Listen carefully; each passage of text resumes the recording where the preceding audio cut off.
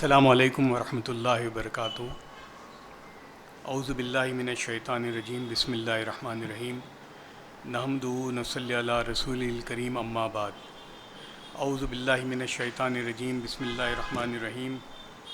Rabbi इश्रह ली सदरी व यस्सिर ली अमरी वाहलुल उक़दतम मिन लिसानी यफ़क़हू क़ौली। सुकून दिल के लिए कुछ तो एहतमाम करूं, ज़रा नज़र तो मिले फिर उन्हें सलाम करूं। मुझे तो होश नहीं, आप मशवरा दीजिए, कहाँ से छेड़ूं फसाना, कहाँ तमाम करूं। इसलिए कि जो आपने क़ैद लगा दी तो अब मुझे समझ में नहीं आता कि मैं कहाँ से शुरू करूं, कहाँ ख़त्म करूं। बहरकैफ़,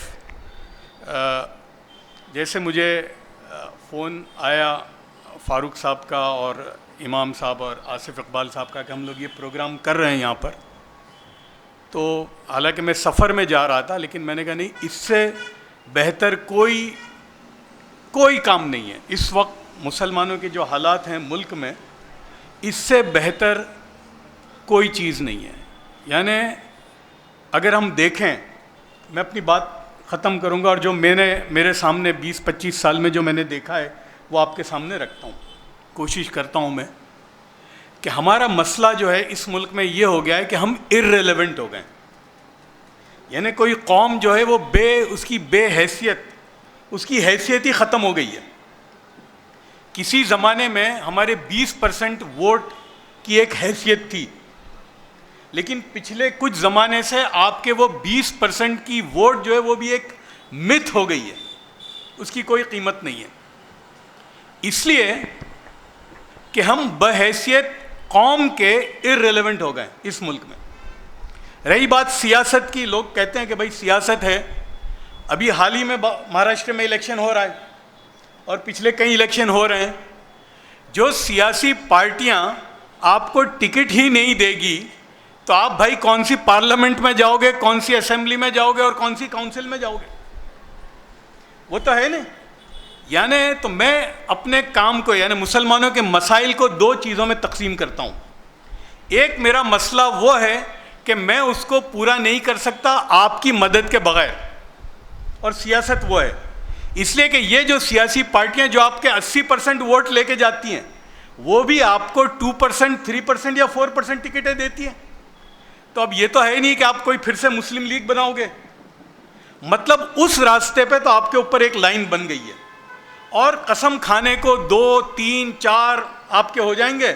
अगर हम उस पर खुश हो जाते हैं, उन नामों पर 1, 2 या 3 या 4, 5, तो फिर हमसे ज़्यादा अहमकाना सोच किसी की नहीं हो सकती। अगर हम इन 1, 2, 3, 4 उस पर खुश हो जाते हैं, तो मैं समझता हूँ कि उसको अभी हमको साइड पे करने की ज़रूरत है। दूसरा मेरा मसला वो है कि जिसमें मुझे किसी की ज़रूरत नहीं है। बहैसियत कौम की मैं बात कर रहा हूँ। मुझे अगर तालीम याफ्ता बनना है तो मुझे दुनिया में किसी की ज़रूरत नहीं है। जैसे आज अल्हम्दुलिल्लाह आप लोगों ने एक हिम्मत की, इरादा किया, चले तो आज इस मकाम तक आप पहुंच गए, और मुझे उम्मीद है कि आइंदा इंशाअल्लाह आप उस तक पहुंच जाओगे। मैं जाते जाते कुछ बातें आपको, और हाँ, मैं ये कहूँगा कि आपको मेरी कभी भी ज़रूरत पड़े तो मैं बिल्कुल हाजिर हूँ 24/7, उसके लिए मैं आपके लिए मौजूद हूँ। मैं इस मुल्क में जो देख के आया हूँ कि क्या है, देखिए जो हुकूमतें हैं वो तो ना हम लाए हैं, ना हम ला सकते हैं, ना हम हटा सकते हैं, है ना भाई। महाराष्ट्र में हुकूमत जिसकी है या जिनकी आएगी, या जो मुल्क में हुकूमत कर रहे हैं, ना हम लाए हैं ना हम ला सकते हैं। तो हम क्या करें? हमारा ये होगा कि भाई तालीम के मामले में, और ये मैं उस पर कहूँगा कि कारोबार यानी माशी निज़ाम और तालीम, ये दो बहुत अहम है। माशी निज़ाम इतना अहम है कि शाह वलीउल्लाह साहब रहमतुल्लाह अलैह ने 1752 में अपनी किताब में लिखा है कि अगर मुसलमान का माशी निज़ाम बिगड़ जाएगा तो वो अपने ईमान को 2 रुपए में बेच देगा। तो माशी निज़ाम का हमारा कायम होना, उसमें भी हमको अपना खुद करना पड़ेगा। हमारा यह है कि भाई हुकूमत जिसकी है, हम उनसे क्या लेकर कौम को दे सकते हैं, ये हमारा वो होना चाहिए। और ये मैंने किया इसलिए कि जो अभी हमारे वज़ीर आज़म साहब हैं, हमने उनके सामने बड़ी जंग लड़ी है पहले हम उनको इंटरनेशनल कोर्ट ऑफ जस्टिस में लेकर गए, उनका वीज़ा रिजेक्ट करने में मैंने एक मुहिम की, सब कुछ किया। लेकिन उसके बाद हमने देखा कि भाई हुकूमत उनकी है, हुकूमत में वो हैं, 55 लाख मुसलमान हैं, तो हम मुसलमानों के मसाइल अगर उनसे बात नहीं करेंगे तो क्या परवेज़ मुशर्रफ से करेंगे या हसीना वाजिद से करेंगे? हमको उनसे करनी पड़ेगी। और आज है तो अब हमने ये देखा, जो मेरे जहन में आया उस वक्त, कि हम इर्रेलेवेंट क्यों हो गए। इर्रेलेवेंट इसलिए हो गए कि हमने तालीम का जो मयार होना चाहिए था हमारा, वो हमने हासिल नहीं किया। यानी आप देख लीजिए, जहाँ कहीं भी यूपीएससी के एग्ज़ाम में या नीट की एग्ज़ाम में या कैट की एग्ज़ाम में, जहाँ भी हमारा प्रपोर्शन ही नहीं है, हम एग्ज़ाम में ही नहीं बैठते। तो हमने ये सोचा चलो भाई 70 साल हमने गलती की, ठीक है, हम एक लाइन बनाए कि भाई चलो गलती हुई, हो जाने दो। उसमें हमने, और मेरे जहन में जो आया अपनी नाकिस अक़ल से, कि भाई मैं अपनी कौम को क्या दे सकता हूँ। इसलिए कि मैं बीच में, मुझे इन्होंने मौलाना आज़ाद नेशनल उर्दू यूनिवर्सिटी में भेजा एज चांसलर, तो मैं मना कर दिया था उनको मैंने, क्योंकि मुझे मालूम है कि चांसलर के 2 काम होते हैं बेचारे के, एक तो कॉन्वोकेशन में आता है और बाकी, तो मैंने उनको मना किया। तो मेरे गले में हाथ डाल के, मुझे अभी तक याद है, गांधीनगर में गले में हाथ डाल के कहा कि तुम पहले चांसलर होगे हिंदुस्तान में who will call the shots, और मैं आपको पूरे पावर दे रहा हूँ। तो मैंने कहा वो तो पॉसिबल ही नहीं है। तो कहा नहीं, तुम HRD मिनिस्टर से बात नहीं करोगे, मुझसे बात करोगे डायरेक्टली।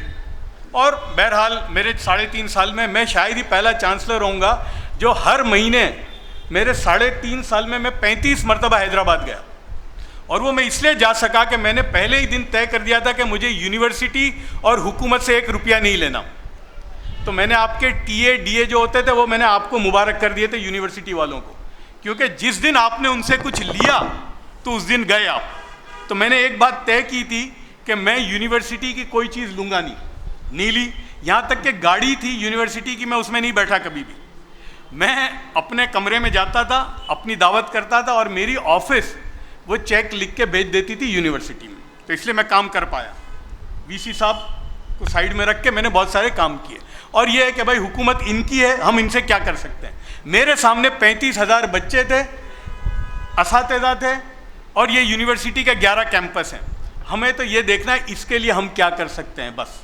और अल्हम्दुलिल्लाह बहुत सारे काम हुए। उसके बाद एक इक़दाम मैंने किया जो मुझे बताना है, आप लोगों के सामने आएगा, इसलिए कि आप जो यूनिवर्सिटी कायम करोगे, आपको हुकूमतों में जाना पड़ेगा, सेंट्रल उसमें जाना पड़ेगा, सब जाना पड़ेगा। तो वो कैसे होता है, देखिए एक बात समझ लीजिए कि जो हुकूमत में बैठे ने, वो न हिंदुओं से मोहब्बत है उनको, न मुसलमानों से नफ़रत है।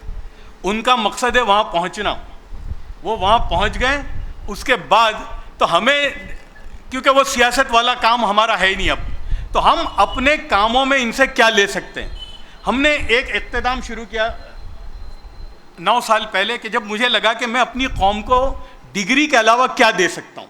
इसलिए कि जो हमारे बच्चे BCom, MCom, BSc करके निकलते हैं, वो एम्प्लॉयबल नहीं होते। क्योंकि मेरा एक बहुत बड़ा, क्योंकि मैंने पूरी ज़िंदगी इन्वेस्टमेंट बैंक चलाई है, मेरे पास जो बच्चे आते थे तो मुझे इंटरव्यू में लगता था कि ये एम्प्लॉयबल ही नहीं है। क्योंकि वो बेचारे निकलते हैं, इंजीनियर निकलता है तो उसको वर्नियर कैलिपर मेजर करना नहीं आता, जो BCom करके आता है उसको डेबिट क्रेडिट नहीं मालूम होती। यानी हमारे बच्चे एम्प्लॉयबल नहीं होते। तो हम उनको क्या दे सकते हैं। तो मेरे जहन में एक बात आई, और हमने तालीम और तरबियत के नाम से एक इक़्तिदाम शुरू किया। और हमने ये तय किया कि जो 19 साल के बच्चे हैं, जो 3rd ईयर में और बाकी ग्रेजुएशन में, हम उनको क्या दें। तो चूँकि मेरी फील्ड है फाइनेंशियल सर्विसेज की, तो मैंने सोचा कि, और ये मैंने देखा कि मुसलमान जो है इलिटरेट तो है, लेकिन फाइनेंशियली इलिटरेट सबसे ज़बरदस्त है। यानी मैंने देखा कि हमारा डॉक्टर, मुसलमान इंजीनियर, मुसलमान प्रोफेसर सब नहीं, लेकिन अक्सर फाइनेंशियली इलिटरेट हैं। मालूम ही नहीं है कि ये फाइनेंस की दुनिया है क्या, लोन कैसे लेनी, लोन कैसे मिलती है, रिपेमेंट क्या हो, बैलेंस शीट क्या होता है, मेरा स्टेटमेंट ऑफ अकाउंट क्या होता है, मेरा नेटवर्थ सर्टिफिकेट क्या है। हम नाशना है। हमारे बहुत सारे कारोबार भी मुसलमानों के इसलिए ठप हो जाते हैं कि फाइनेंशियल मिसमैनेजमेंट होता है। तो मुझे लगा कि मैं अपनी कौम को फाइनेंशियली लिटरेट करूं। दूसरा, चूँकि मेरी पूरी ज़िंदगी स्टॉक मार्केट में लगी है, मैंने देखा कि वहाँ तो मुसलमानों का रिप्रेजेंटेशन है ही नहीं। ये हम कहते हैं ना यूपीएससी में 3% है, गवर्नमेंट जॉब में 2.5% है। स्टॉक मार्केट जो मुल्क का दिल होता है, ये ना आपका जो इक्तिसादी निज़ाम है उसका जो हार्ट है वो स्टॉक मार्केट होता है। और वहाँ मुसलमानों का रिप्रेजेंटेशन कितना, 0.001%। अभी 1500 मेंबर हैं अभी बॉम्बे स्टॉक एक्सचेंज और नेशनल स्टॉक एक्सचेंज। 1500 में 5 मुसलमान मेंबर नहीं हैं।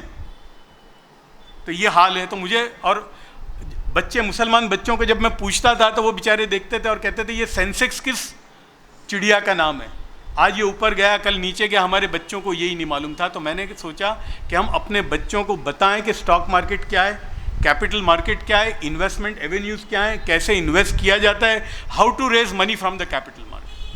और तीसरा जो मेरे जहन में ये आया, एक ज़माना ये था कि भाई ज़फ़र सरेशवाला के वालिद बिजनेसमैन थे, ग्रैंडफादर बिजनेसमैन थे, बच्चे बिजनेसमैन होंगे।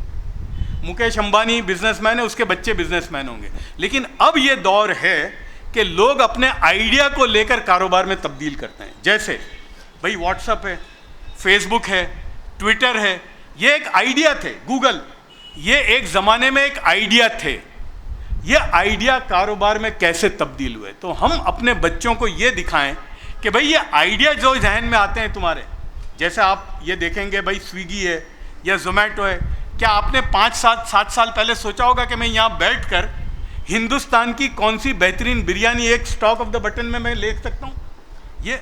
लेकिन आइडिया कोई लेकर आया, उसने आज उस आइडिया को कन्वर्ट किया और वो $1 बिलियन का बिजनेस बना। वो कैसे होता है।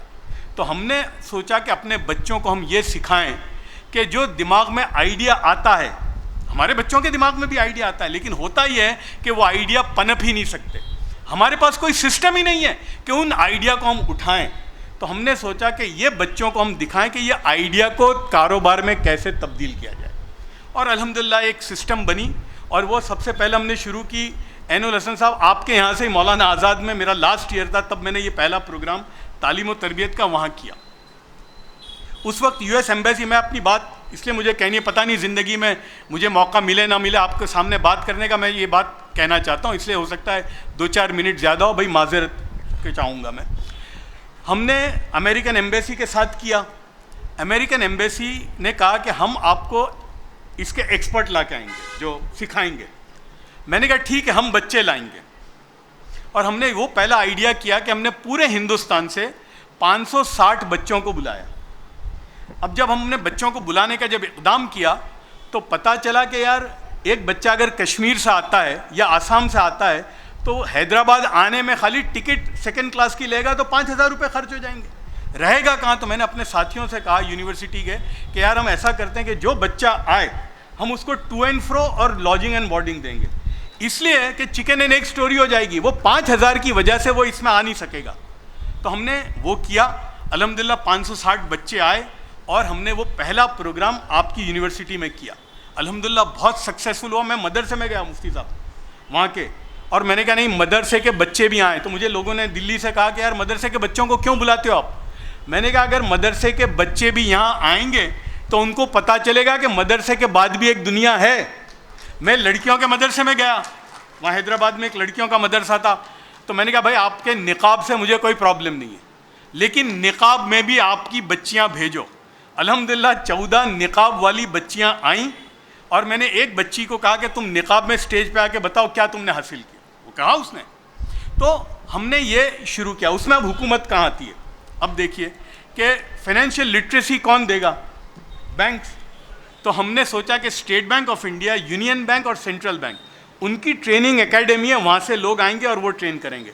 तो स्टेट बैंक तो उनके पास है। मैंने बात की ऊपर, मैंने कहा सर हमें ये चाहिए। तो एक फ़ोन बैंकिंग सेक्रेटरी को प्राइम मिनिस्टर की ऑफिस से गया, उन्होंने कहा कौन सी बैंक चाहिए आप, वो लिया मैंने। दूसरा मैंने सोचा कि भाई स्टॉक मार्केट की तालीम कौन दे सकता है बेहतरीन, तो वो स्टॉक एक्सचेंज ही दे सकता है। तो मैंने नेशनल स्टॉक एक्सचेंज और बॉम्बे स्टॉक एक्सचेंज की जो ट्रेनिंग एकेडमी है, और मैं आपको एक बात कहना चाहता हूँ कि दुनिया में इस वक्त बॉम्बे स्टॉक एक्सचेंज की जो ट्रेनिंग एकेडमी है वो नंबर 1 है। न्यूयॉर्क स्टॉक एक्सचेंज में भी ऐसी नहीं है। तो अच्छा, वहाँ उनका एक दिन का जो कोर्स होता है मुफ्ती साहब, उसके 25,000 रुपये होते हैं एक दिन के कोर्स के। मैंने बात की अगेन, उस वक्त जेटली साहब मिनिस्टर थे, बोले किसको फ़ोन करूँ। उन्होंने सीधा बॉम्बे स्टॉक एक्सचेंज के CEO को फ़ोन किया।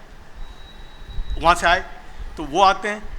एंटरप्रेन्योरशिप, भाई कारोबार को आइडिया में कैसे तब्दील करना, तो उसके लिए मैंने टाई, एक इंस्टीट्यूशन है उसको कहते हैं द इंडस एंटरप्रेन्योर, TIE। ये सिलिकॉन वैली में किसी ज़माने में शुरू हुई थी, और इंडस इसलिए कहते हैं कि उसमें इंडियन, पाकिस्तानी और बांग्लादेशी जो वहाँ थे उन्होंने शुरू किया, और उसके चैप्टर हैं अब यहाँ पर, और वो नीति आयोग के अंडर में काम करते हैं। तो मैंने नीति आयोग वालों को वही PMO में, तो वहाँ से, और अल्हम्दुलिल्लाह ये सिस्टम बना। आज मैंने 9 साल में 66 शहरों में वो प्रोग्राम किए, और यही, दूसरा कुछ भी नहीं, ये आओ ये सिखाओ। और मैंने एक बात तय की, क्योंकि हुकूमतें हैं इनकी, तो हमने एक प्रिंसिपल बनाया कि एक इनके मिनिस्टर को बुलाएंगे, कैबिनेट मिनिस्टर को, और एक जो स्टेट का चीफ मिनिस्टर होगा उसको बुलाएंगे। आपके हैदराबाद के बाद हमने सबसे पहले जो प्रोग्राम किया वो बम्बई में किया, और जब बम्बई में प्रोग्राम किया तो आपके हमारे डिप्यूटी चीफ मिनिस्टर फडनवीस साहब थे। हम गए फडनवीस साहब के पास, उन्होंने कहा ज़फ़र भाई अगर मुसलमानों, ये मैं उनके इन्वर्टेड कॉमा में कह रहा हूँ, तालीम के लिए आप कोई भी काम करते हो मैं आने के लिए तैयार हूँ। आए वो, मैंने कहा मुझे और कुछ नहीं चाहिए आपसे, कुछ भी नहीं चाहिए, हम ये कर रहे हैं उसमें आपका सपोर्ट भी नहीं चाहिए हमें, मुझे आपसे पैसे भी नहीं चाहिए, मुझे सिर्फ आपकी छत्र छाया, कहते हैं ना कि भाई आप रखना मत डालना, यानी हम जो कर रहे हैं उसमें रखना। बोले नहीं यार आप बोलो मैं क्या कर सकता हूँ, तो हमने उनको लिया। अब देखिए कि कैसे काम होता है। मैं लास्ट अपनी बात ख़त्म करता हूँ। हमने किया वहाँ प्रोग्राम, बम्बई में भी किया। एक प्रोग्राम मेरे जहन में बहुत दिनों से था कि अयोध्या में तो करना ही है मुझे। तो मेरे लोगों ने कहा कि ज़फ़र भाई यार of all the places Ayodhya में क्यों करना है आपको? तो मैंने कहा नहीं यार, वो अयोध्या में अगर मैं करता हूँ तालीम और तरबियत, अच्छा, और मैं एक मौलाना को भी रखता हूँ साथ में और एक महंत साहब को भी रखता हूँ, तो मैंने कहा वहाँ अयोध्या के स्टेज पे अगर ये तालीम और तरबियत का प्रोग्राम होता है तो वहाँ का जो मुसलमान सिमट गया है अभी, इसलिए कि मैं पहले गया वहाँ अयोध्या, जब मेरा जाना हुआ तो मैंने देखा कि वहाँ 17-18 मस्जिद हैं, लेकिन मुसलमान वो जब से राम मंदिर का और ये सारा इशू हुआ तो सिमट गया था। तो कम से कम मैं वहाँ स्टेज पे जाकर अगर ये डंके की चोट पे तालीम और तरबियत का प्रोग्राम करूँगा तो ये मुसलमान की भी हिम्मत बढ़ेगी। हमने वहाँ प्रोग्राम किया। अब सुनिए, तो वहाँ यूनिवर्सिटी है, अवध यूनिवर्सिटी है, वहाँ पर अवध यूनिवर्सिटी के ऑडिटोरियम में किया। तो पहले तो वो मुझे जो वाइस चांसलर साहब ने बोला 10 लाख रुपए होंगे हमारे, तो मैंने कहा हाँ ठीक है, करना तो है यहाँ पर। फिर अच्छा, अब मैं वहाँ गलत पड़ गया अपने उस पर कि भाई हर जगह के चीफ मिनिस्टर को हम बुलाते हैं, अब यहाँ योगी आदित्यनाथ साहब हैं चीफ मिनिस्टर। तो मैंने मोदी साहब को कहा कि आपसे मिलने पर मुझे मेरे कितने लोगों ने मीर जाफ़र से लेकर पता नहीं कौन सा फ़करा मुझ पर कसा है, तो ये योगी आदित्यनाथ को मैं बुला लूँगा तो मुझे तो इस्लाम से ही बाहर कर देंगे। तो चीफ मिनिस्टर है, तो मुझे उन्होंने कहा एक काम करो, तुम आनंदी बहन को बुलाओ, तुम्हारी आंटी, वो हमारी चीफ मिनिस्टर थी तब, जो गवर्नर है। तो मैंने आनंदी बहन को बुलाया। तो जब योगी साहब को पता चला कि यार इन्होंने यानी चीफ मिनिस्टर को छोड़कर गवर्नर को बुलाया, तो उनको बड़ा वो लगा। उन्होंने अपनी तरफ से उनके प्रिंसिपल सेक्रेटरी को मेरे पास भेजा और कहा कि ज़फ़र भाई आपको क्या मदद चाहिए? बोले चीफ मिनिस्टर साहब ने बोला कि वो जो प्रोग्राम करते हैं। तो सबसे पहले क्या हुआ, अवध यूनिवर्सिटी में जो ऑडिटोरियम मुझे दिया उन्होंने, वो ऑडिटोरियम में कब्जा था आपके PAC का, जो प्रोविंशियल आर्म्ड कांस्टेबलरी, वो बैठी थी, हट ही नहीं रही थी। चीफ मिनिस्टर के वहाँ से एक फ़ोन आया, आधा घंटे में पूरा सफाया हो गया, क्लीन करके दिया उन्होंने। जो वाइस चांसलर साहब मुझे कहते थे 10 लाख रुपए होंगे, उन्होंने कहा नहीं नहीं ज़फ़र साहब आप बिल्कुल ये प्रोग्राम कीजिए, वेव कर देते हैं हम चार्ज। वहाँ मैं आपको बताना चाहता हूँ कि वहाँ 2 मुझे मुसलमान बच्चे आए। उन्होंने एक इंजीनियरिंग कॉलेज के, उन्होंने एक ऐसा ऐप डेवलप किया था कि आप देखेंगे व्हाट्सएप पर 1 मिनट और 38 सेकंड का ही वीडियो जा सकता है।